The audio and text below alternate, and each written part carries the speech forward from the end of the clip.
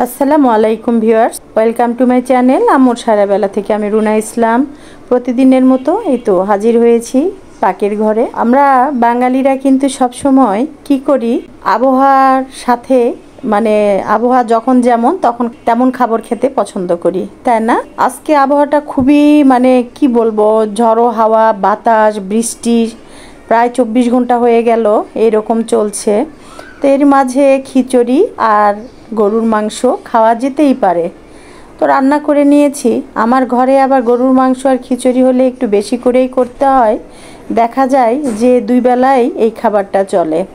তো এই তো সিম্পল খিচুড়ি আমি যেভাবে রান্না করে নিই চালে ডালে একসাথে, সেভাবেই রান্না করে নিলাম। খিচুড়িটা আর দেখাচ্ছি না, তবে আমার যেগুলো নতুন গৃহিণী আপুরা আছে তাদের জন্য আজকে গরুর মাংসটা আমি কিভাবে নরমাল করে খুবই সহজে গরুর মাংস রান্না করে থাকি সেটাই আজকে শেয়ার করব। আশা করছি আপনাদের ভালো লাগবে। এই তো এখানে গরুর মাংস রান্না করতে আমরা সকলেই জানি গরম মশলার একটু বেশি প্রয়োজন হয়, পেঁয়াজ রসুন আদাটাও একটু বেশিই লাগে। তো গরুর মাংস যে যে জিনিসপত্র দিয়ে দিব, এখানে প্রায় 2 কেজি, সোয়া 2 কেজির উপরে গরুর গোশ আছে। আসলে কতটুকু আছে আন্দাজ করতে পারছি না, তবে 2 কেজির উপরে তো আছে, এটা বোঝা যাচ্ছে। ধুয়ে নিয়ে ভালো করে পানিগুলো ঝরে নিয়ে দিয়ে দিলাম বড় ডেচকিতে। গরুর মাংসটা আমি এরকম একটু খোলামেলা, প্রত্যেকটা রান্নায় আমি একটু খোলামেলা হাঁড়িতে করতেই স্বাচ্ছন্দ্য বোধ করি, নাড়তে চাড়তে সুবিধা হয়।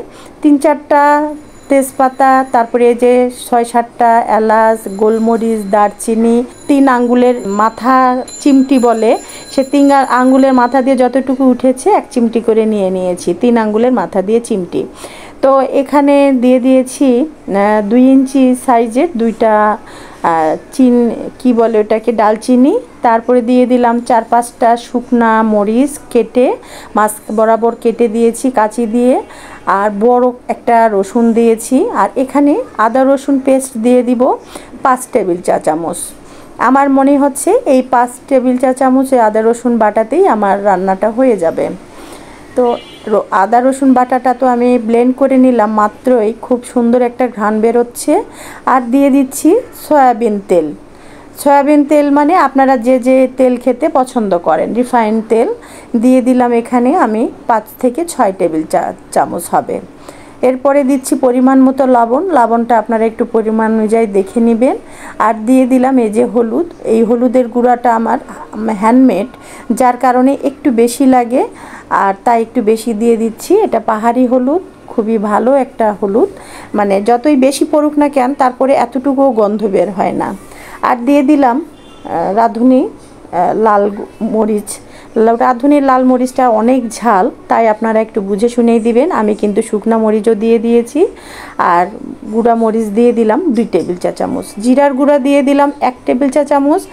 আর ধনিয়ার গুঁড়া দিয়ে দিচ্ছি 1/2 টেবিল চা চামচ।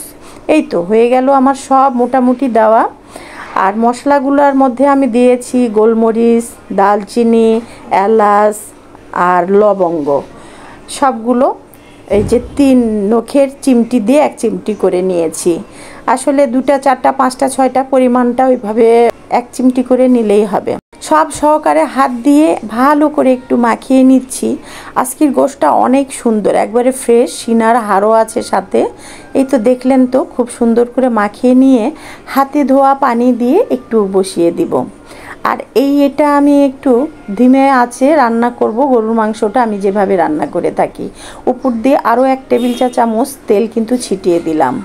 এরপরে সুন্দর করে মাখিয়ে সমান করে নিয়ে হাত একটু ধুয়ে পানিটা দিয়ে বসিয়ে দিব, চুলাটা ধরিয়ে দিব।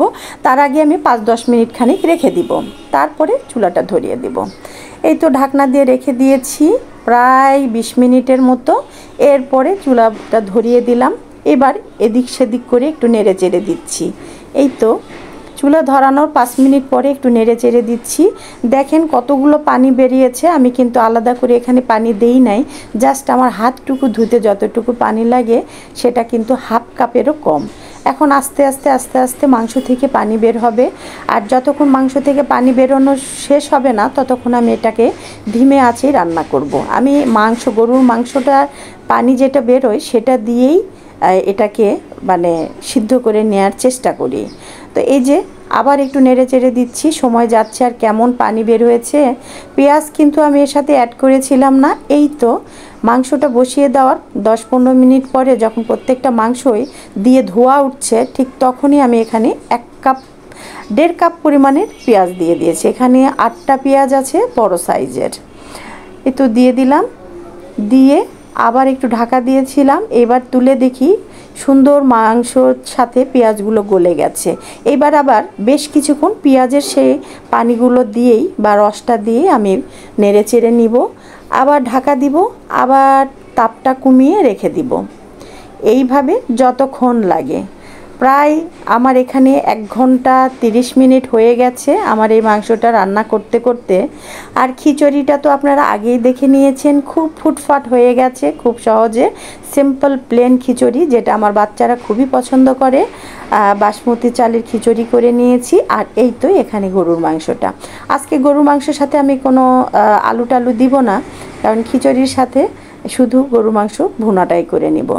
দেখছেন মাংসর কালারটা কিন্তু চেঞ্জ হয়ে গেছে।